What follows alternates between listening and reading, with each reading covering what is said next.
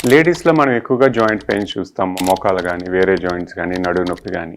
Gender భేదం ఎందుకు? తొందరగా లేడీస్ ఎఫెక్ట్ అవుతున్నారు. మగవాళ్ళకి ఎందుకు రాదు? దాని గురించి తెలుసుకుందాం.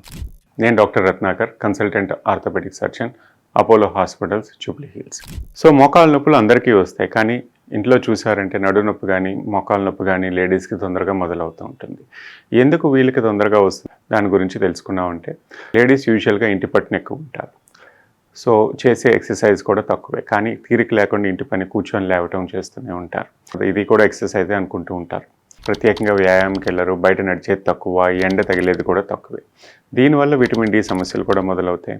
రెండవది ముఖ్యంగా హార్మోనల్ చేంజ్. మెనోపాజ్ 40 నుంచి 45 సంవత్సరాల్లో ఎక్కువగా మెనోపాజ్ లేడీస్కి చూస్తూ ఉంటాం. సో ఈ మెనోపాజ్ వచ్చిన తర్వాత హార్మోనల్ చేంజెస్లో ఏంటంటే నడక తగ్గిపోవడం కానీ, ఈ హార్మోనల్ చేంజెస్ వల్ల ఆస్టియోపోరోసిస్ అంటే కాల్షియం తగ్గిపోతూ ఉంటుంది. ఈ కాల్షియం తగ్గిపోతూ ఉన్నప్పుడు వ్యాయామం కూడా లేకపోవడం వల్ల బోన్స్ ఇంకా వీక్ అవుతాయి.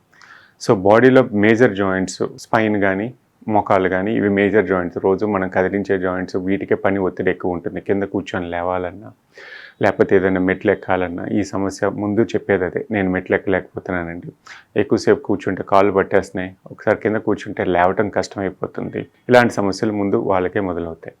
సో ఈ మెనోపాజ్ అనేది చాలా పెద్ద ప్రాబ్లమేనండి. దానికోసం ఆ టైంలో మాత్రం మీరు చాలా జాగ్రత్తలు తీసుకోవాలి.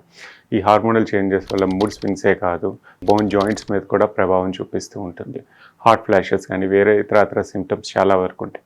గైనకాలజిస్ట్ని సంప్రదించి దానికి ఏం ట్యాబ్లెట్స్ తీసుకుంటే నాకు కొంచెం ఈ సిమ్టమ్స్ తగ్గుతాయి అన్నది చూడాలి. అంతేకాకుండా జాయింట్ సమస్య పెరగకుండా ఉండాలంటే ప్రత్యేకంగా వ్యాయామం, నడక చాలా అవసరం. చాలామంది ట్యాబ్లెట్లు తీసుకుంటే నాకు సమస్య తగ్గిపోతుంది, నేను కాల్షియం వాడుతున్నాను అయినా నాకు నొప్పులు ఎందుకు వచ్చాయి అన్నది. కాల్షియం ట్యాబ్లెట్స్, విటమిన్ డి3 కూడా కొంతవరకు మీ బాడీలో పెంచడానికే తప్ప పర్మనెంట్గా మీ బాడీని స్ట్రాంగ్ చేయడానికి కాదు.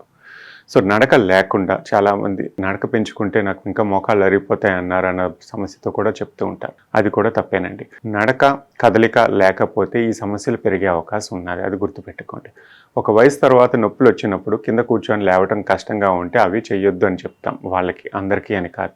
నేను సులువుగానే లేవగలుగుతున్నాను, చేయగలుగుతున్నానండి, నాకు సమస్య పెరిగే అవకాశం ఉందా అంటే లేదండి. చేయగలిగే వాళ్ళు చేయండి. ఒక స్టేజ్ వచ్చిన తర్వాత నొప్పులు మొదలవుతున్నాయి, నాకు ఇబ్బంది పడుతున్నాను ఇలా లేవటం వల్ల, అలాంటప్పుడు మేము కింద కూర్చోవద్దు, మెట్లు కూడా అవాయిడ్ చేయండి అని చెప్తూ ఉంటాం. అంతే తప్ప నడక ఎప్పుడూ మానొద్దు, నడక వల్ల నష్టం అన్నది ఎప్పుడూ చెప్పం. సో నడక అన్నది చాలా ఇంపార్టెంట్. నడిస్తేనే బోన్స్ కానీ, మజిల్స్ కానీ స్ట్రాంగ్ అవుతూ ఉంటాయి. దానికి కావాల్సిన కాల్షియం మన డైట్లో నుంచి కూడా సరిపోతూ ఉంటుంది. మనం యూజువల్గా డంప్ ఎక్కువ చేసుకొని ఎక్కువ ట్యాబ్లెట్లు తీసుకుంటే మన బోన్స్ స్ట్రాంగ్ అయిపోవు. దానికి కావాల్సిన కదలిక, శ్రమ ఇవ్వాల్సింది. ఆ శ్రమ లేకుండా ఎంత కాల్షియం తీసుకున్నా ఉపయోగపడదు. సో ఇది గుర్తుపెట్టుకోండి. ఇప్పుడు నడక వల్ల మోకాళ్ళు పాడైపోవు. నడక నడిస్తేనే ఆరోగ్యంగా ఉంటుంది. దీనికి ఎగ్జాంపుల్ మన పూర్వీకులే అనుకోండి. మనకన్నా ఎక్కువ నడిచారు, వాళ్ళు ఆరోగ్యంగా నడిచేవారు, సైకిల్ మీద వెళ్ళేవాళ్ళు, ఎంత దూరం అన్నా వాళ్ళ కాలినడకన వెళ్ళేవారు. ఇప్పుడు మనం 1 కిలోమీటర్ నడవాలన్నా మనం వెహికలే వాడుతున్నాం. నడక లేకపోవడం వల్లే ఈ సమస్య పెరిగింది.